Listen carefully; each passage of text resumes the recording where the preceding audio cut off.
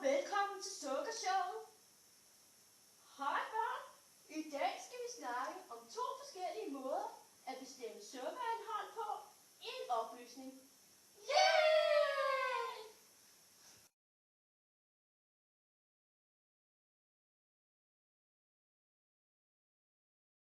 Hej, jeg hedder Gitte Larsen, og jeg er forsker inden for psykose, altså sukker. Først så vil jeg fortælle lidt om, at psykose det er et meget letopløseligt stof, og det fordøjes rigtig nemt. Ja. Og her først har jeg skrevet det op som kemisk, og det er så C12, H22 og O11. Men jeg har også tegnet op som en molekyl, og hvis I kigger, så har det 2 ringe. Det vil sige, at det er et meget sødt stof, et molekyl. Fordi jo simplere et molekyl er, jo sødere er det. Hvis vi så derimod tænker på stivelse, f.eks. ved kartofler, så har det rigtig mange ringe, og derfor er det ikke særlig sødt. Men hvis vi så tænker på druesukker, altså glukose, så har det kun 1 ring, og derfor er det meget sødt. Ja. Men hvis vi så tænker på dagligdagen, der bruger vi sukrose som køkkensukker. Og det får vi fra sukkerrør eller fra sukkerroer. Hej, jeg hedder Nina Bjørnholt, og jeg vil gerne fortælle lidt om smagssanserne, og især smagssansen, når man smager noget sødt. Fordi på ens tunge, der ligger der forskellige områder af smage. Sukker, altså noget sødt, det smager vi her i forkanten af munden. Og det betyder, at hvis man hælder noget sødt, noget saftvand eller en sodavand, om bag halsen, så vil man næsten ikke kunne smage sukkeret, for det er ikke der, tungen kan smage det. Smagsløgene, som man smager med, de sidder ikke, som nogen tror, på toppen af tungen. Der sidder toppen af smagsløget. Resten af smagsløget, det ligger nede i tungen. Det ser sådan her ud. Og der er nogle fed her, ligesom der er på et hvidløg eller lignende. Og det er faktisk dem, man smager med, så er der sådan nogle små løg her, ikke? Når man smager noget, så vil ens smagsløg, dem her, ikke? De vil langsomt vende sig til det. Og det vil blive svært at smage noget, jo længere tid man smager på det.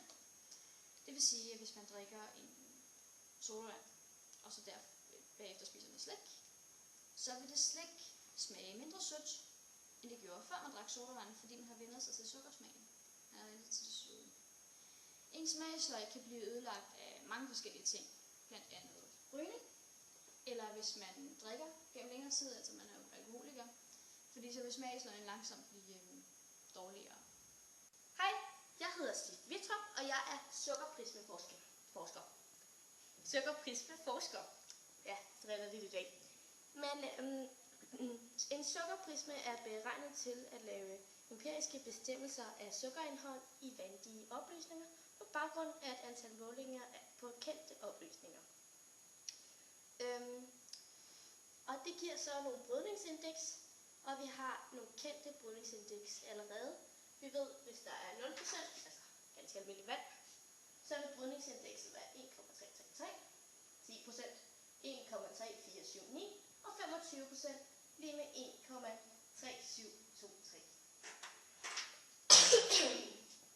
Ja. Og sukkerprismen, den virker altså på den måde, at man sender et monokromatisk lys fra en laser gennem en kendt sukkeropløsning. Lyset vil så gå igennem prismen, og sukkeropløsningen vil lave en afbrødning, som vi også har været inde på. Og en sukkerprisme, den ser sådan lidt sådan her ud. Det er sådan en trekant her, hvor der ligger væske i her, og det er der også set fra den anden side, sådan her. Og så tager man simpelthen den der laser, og sender lyset igennem her, og så vil det give en stråle på den anden side også. For at man så kan bruge den her stråling til noget, så skal man ligesom have noget at se det på, ikke? Så det man gør, det er, at man simpelthen sætter et papir, gerne med et koordinatsystem tegnet på, som man lige kan se, hvor prikken rammer. Så tænder man lyset, sætter det igennem, og så sætter man så på papiret her, som selvfølgelig skal blive holdt stille, skal gerne tæppet fast til en væg, eller noget andet stillestående. Og så tager man en lille blyant, og lige sætter et lille mærke der, hvor lysstrålen rammer. På den måde kan man så se, hvor meget sukker der er i. Men man skal ligesom have nogle kendte faktorer, før man kan bruge det til noget. Så man skal altid starte med at have noget, hvor der er 0% i. Det laver man så også som nulpunkt i ens koordinatsystem. Så det hedder 0,0. Hvis man fx laver koordinatsystemet her, ikke? Så siger vi, hvis den er her, så er det altså 0,0. Det vil jo så selvfølgelig, så tager man sit koordinatsystem til at være sådan der, ikke? I stedet for. Så sætter man det næste på, og så afprøver man en, hvor man ved, der er 10% i. Den vil måske være her. Så sætter man der. Så laver man en med 25, og så sætter man det der. Så kan man tage nogle ukendte opløsninger, som måske vil lave en, der ligger enten her eller her. Og så kan man ud fra det og ud fra brydningsindekset så bestemme, at det her det er så 5%, og det er 20%.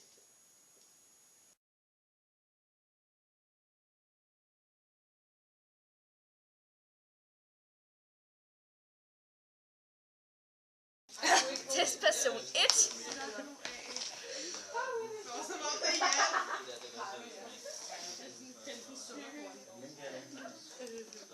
Det er sødt. Er det sødt?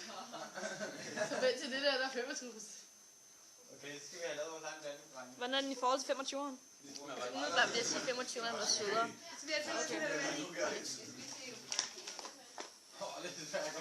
Ja, 10% virker mindre sød. Så et sted mellem 10 og 25. Jeg har stadig noget, jeg har spist.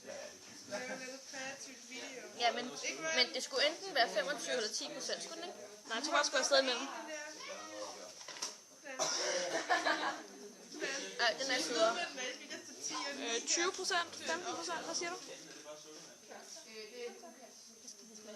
Ej, hvor er det klamt det her. Der er ikke mere i. 20, fordi den er en del sødere end 10%, og den er mindre sød end 5%. Vi siger igen. Jeg er testperson 2. Okay.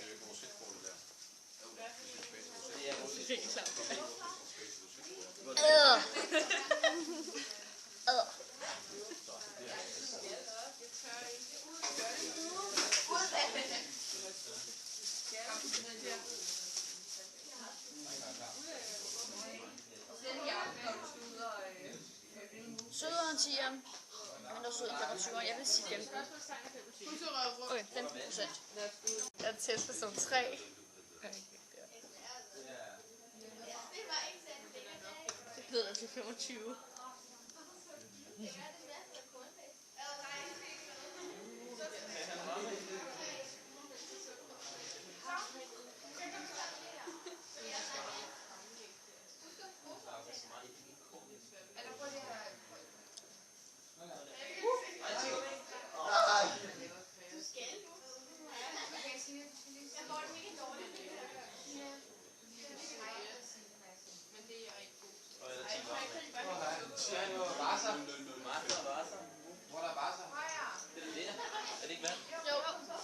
Jeg vil da sige 15-20.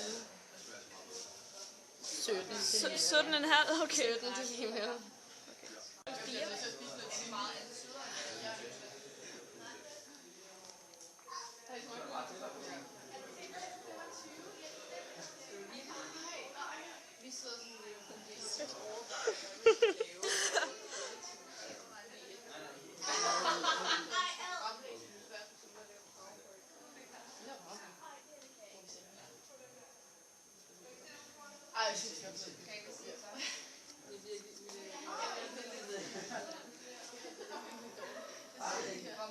Ja, jeg vil nok også til en 20%. Her har vi forsøgspersonernes skat i procent hernede af, og nu skal vi så finde gennemsnittet af det. Det gør vi ved at sige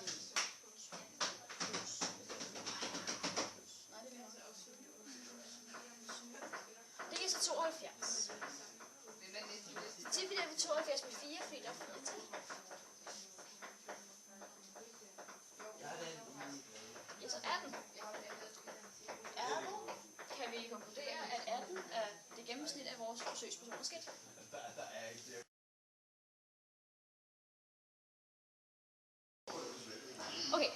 vores forsøgsopstilling med en laserpen, der sidder fast på et objekt, altså lige nogle sosofoner. Og så har vi sat vores sukker i prismen her fast. Ikke sat den fast, men vi har mærket af, hvor den står henne, så vi er sikre på, at den står det samme sted hver gang. Når vi så tænder laseren, så vil laseren gå igennem prismen her og vise os et eller andet punkt her, hvis så kommer på papir, når der er vand i, ikke? Hvis så viser os et punkt, det punkt er så det, vi skal måle på. Når der er vand, så vil det være, når der er vand i almindelig postevand, så vil det være 0 punkt. Vi starter så med at tage almindeligt vand. Det hælder vi så i sukkerprismen. Fylder den hele op til kanten. Altså trykker nu på knappen. Og så afsætter vi prikken. Og det passer perfekt. Godt. Nu tager vi så 10% og hælder i. Helt op til kanten. Altså trykker nu på knappen. Og vi afsætter prikken for 10%. Godt. Nu tager vi så 25% og hælder i. Og ligesom de andre gange, fylder vi hele vejen op til kanten. Altså tænder igen på knappen.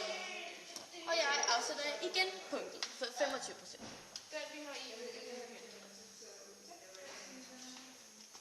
Yes. Nu er vi så klar til at finde ud af, hvor meget sukker er der så i den ukendte blanding. Og no surprise, vi hælder op hele vejen til kanten. Så der. Altså tænder igen på knappen. Og den her gang afsætter vi prikken med et sort. Bum. Og det vil sige, at den er ret tæt på 10%. Og så nu tester vi endelig cola, som er det, vi gerne vil finde ud af, hvor meget der var i.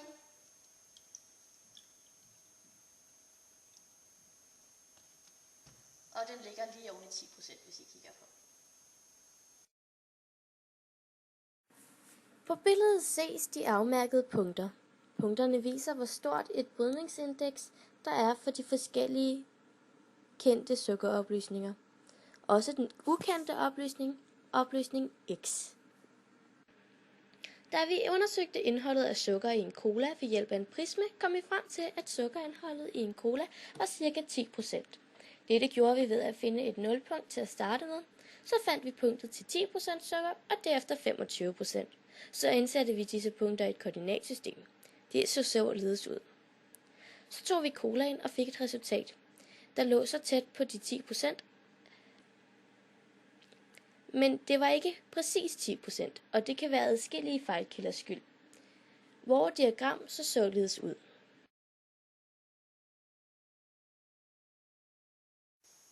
Hej og velkommen til showet. Jeg hedder Vicky Willeberg, og det her det er W.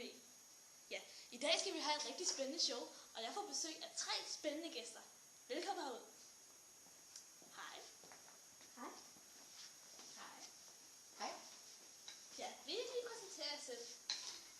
Jo, jeg kan starte med at sige, at jeg hedder Sif Wittrup, og jeg er forsker inden for sukkerprismer. Jeg hedder Nina Bjørnholt, og jeg er forsker inden for smagssansen. Ja. Og jeg hedder Gitte Larsen. Jeg er forsker inden for sukker. Ja, det vi skal diskutere her i dag, det er jo om det der spændende klip, vi har set tidligere. Og hvad synes I egentlig om det? Altså, jeg synes, det var en rigtig god måde at finde ud af, hvor meget sukker der var i de forskellige væsker. Så både med smagen, altså med smagssansen og med prisen. Ja, altså jeg synes jo, at det med smagssansen, det er måske sådan lidt bob, for det er lidt svært at måle bare sådan mere ret smag. Det er ret svært for munden.